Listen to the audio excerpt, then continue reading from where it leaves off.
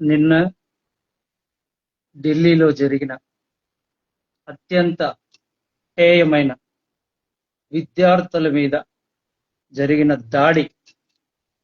దాడి మీద పూర్తిగా ఖండిస్తా ఉన్నాను. ఇలాంటి హేయమైన చర్యలు, ఇంత దుర్మార్గమైన దుష్ట చర్యలు బ్రిటిష్ వాళ్ళు కూడా చేయలేదు. చిన్న చిన్న పిల్లలు వాళ్ళు ఏం అడుగుతా ఉన్నారు? వాళ్ళ ఎగ్జామ్స్ ని దొంగలించబడ్డాయి, వాళ్ళు రాసిన పేపర్లు లీక్ అవుతా ఉన్నాయి, వాళ్ళు కష్టపడి చదివిన, వాళ్ళు నేర్చుకున్న, వాళ్ళు ఎగ్జామ్ రాయడానికి వెళ్తే రాసిన ఎగ్జామ్స్ ని పేపర్ లీకేజ్ ద్వారా వాళ్ళ కష్టాన్ని దోచుకుంటా ఉన్నారు, వాళ్ళ తెలివిని దోచుకుంటా ఉన్నారు, వాళ్ళ మేధస్సును దోచుకుంటా ఉన్నారు, వాళ్ళ కాలాన్ని దొంగిలిస్తా ఉన్నారు, వాళ్ళ మానసిక క్షోభకు గురి చేస్తా ఉన్నారు విద్యార్థులను. దీని మీద విద్యార్థులు గొంతెత్తి కొన్ని నెలలుగా భారతదేశపు విద్యా వ్యవస్థ మీద పోరాడుతూ ఉన్నారు. వాళ్ళు ఏం అడుగుతా ఉన్నారు? వాళ్ళు ఏమైనా మాకు దేశంలో ఉన్న వ్యవస్థల్ని మాకేమైనా కట్టబెట్టండి, దేశంలో ఉన్న ఆస్తులను మాకేమైనా రాసి ఏమైనా అడుగుతా ఉన్నారా? వాళ్ళ భవిష్యత్తుని వాళ్ళు నిర్ణయించుకుంటా ఉన్నారు, వాళ్ళ భవిష్యత్తును వాళ్ళు అడుగుతా ఉన్నారు. వాళ్ళు పీస్ఫుల్ గా ప్రొటెస్ట్ చేస్తా ఉన్నారు. దాదాపు 20 మంది విద్యార్థులు ప్రాణాలు కోల్పోయారు. 20 మంది విద్యార్థులు ఆ నీట్ ఎగ్జామ్ లీకేజ్ వల్ల, మరియు ఆ నీట్ ఎగ్జామ్ మళ్ళీ రీ ఎగ్జామ్ పెట్టడం వల్ల మానసిక క్షోభకు గురై దాదాపు 20 మంది విద్యార్థులు, బిడ్డలు వాళ్ళ ప్రాణాలు తీసుకున్నారు. వాళ్ళ తల్లిదండ్రుల యొక్క మానసిక క్షోభ ఒకసారి ఆలోచించాలి ప్రధానమంత్రి గారు దీని మీద ఆ రోజు నుండి ఈ రోజు వరకు ఒక్క మాట మాట్లాడలేదు. విద్యాశాఖ మంత్రిని వాళ్ళు రాజీనామా చేయాలని అడిగారు. ఎందుకోసం? ఇది ఒక్కరోజు ఒకసారి జరిగింది కాదు, దాదాపు 80 పేపర్లు లీకేజ్ జరిగింది. వాళ్ళు చదవడం, వీళ్ళు పేపర్ లీక్ చేయడం, వాళ్ళు చదవడం, వీళ్ళు పేపర్ లీక్ చేయడం. ఎన్నిసార్లు, ఎన్ని సంవత్సరాల వాళ్ళ చదువుని దోచుకుంటా ఉన్నారు. విద్యా వ్యవస్థ మొత్తం భ్రష్టు పట్టిపోయింది. దాని మీద వాళ్ళు విద్యాశాఖ మంత్రి రాజీనామా చేయాలి, ఈ విద్యా వ్యవస్థనంతా సమూలంగా మార్పు చేయాలని చెప్పి కోరుకుంటా వాళ్ళు నిరసన తెలుపుతా ఉన్నారు.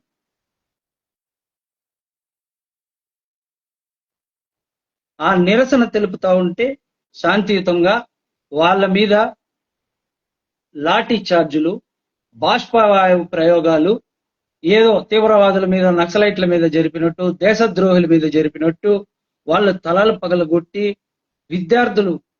విద్యార్థినులు, అసలు అమ్మాయిలు, చిన్న చిన్న అమ్మాయిలు, 12వ తరగతి చదివే వాళ్ళు, ఇంటర్మీడియట్ చదివే పిల్లోళ్ళు వాళ్ళు అక్కడ ఉంటే వాళ్ళ బట్టలు చింపేస్తా ఉన్నారు. వాళ్ళ బట్టలతో మీకేం పని? వాళ్ళ బట్టలు ఎందుకు చింపుతా ఉన్నారు? కొడతా ఉన్నారు, ఎట్లా పడితే అట్లా కొడతా ఉన్నారు, కిందేసి తొక్కేస్తా ఉన్నారు. ఇది ముందుగానే ఈ దాడి జరిగిన దానికి, లాఠీ చార్జీ జరిగినందుకు వాళ్ళు చేస్తా ఉన్న అరాచకాల గురించి కాదు, కానీ దీన్ని జరిగిన ఆ వ్యవస్థ ఏదైతే ఉందో అది చాలా చాలా పెద్ద తప్పు. ఎందుకంటే ముందుగానే ప్రీ ప్లాన్డ్ గా ఒక టిప్పర్ లారీలో రాళ్లు తెచ్చిపెట్టున్నారు. అక్కడ విద్యార్థులు కాదు, వేరే వాళ్ళు ఎవరో తెల్ల, ఒక టిప్పర్ లారీకి. అదే విధంగా ధ్వంసం అయిపోయిన కార్లు తెచ్చి పెడతా ఉన్నారు. పొద్దున్నే 4 గంటలకి, 9 గంటలకి ప్రొటెస్ట్ ఉంటే వాళ్ళ కార్లు వాళ్ళే ఎంచుకుంటా ఉన్నారు. అది కాకుండా ఇంకొకటి, ఆ దాడి చేసే, ఆ లాఠీ చార్జీలు చేసే పోలీసులకి ఒక్కరికి కూడా నేమ్ బ్యాచ్లు లేదు, కొంతమందికి యూనిఫాములు లేదు. వాళ్ళు అన్ని యూనిఫామ్లు, అసలు వాళ్ళు పోలీసులా, లేదు వాళ్ళు బయట నుండి చొరబడిన గూండాలా, రౌడీలా, వాళ్ళు ఎవరు? బిడ్డల్ని ఎట్ట పడితే అట్ట కొడతా ఉన్నారు.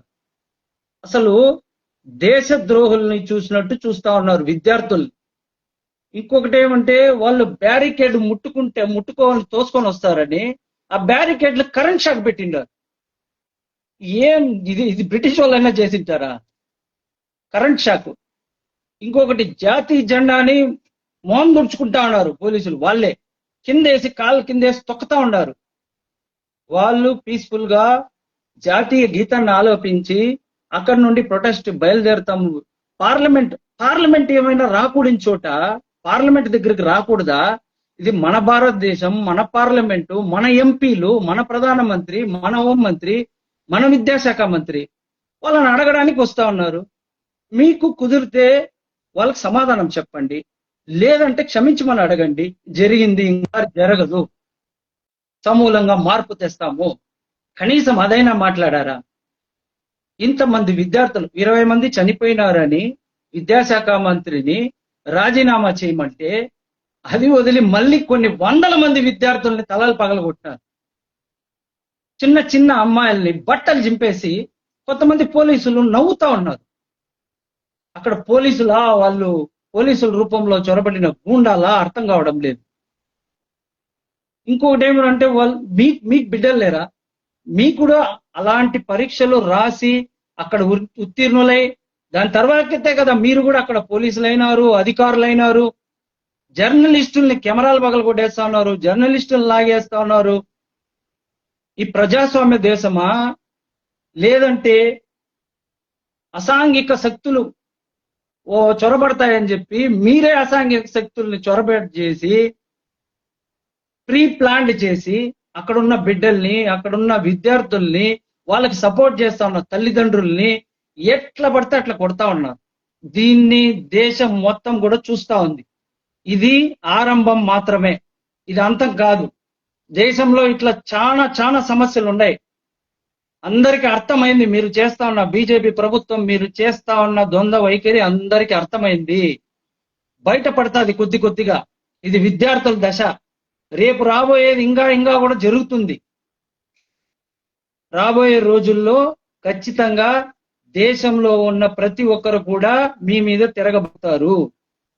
మీరు ఏ రాముడి పేరైతే చెప్పి అధికారంలోకి వచ్చారో అదే రాముడి ద్వారానే మీరు కూడా పాతాళానికి పోతారు.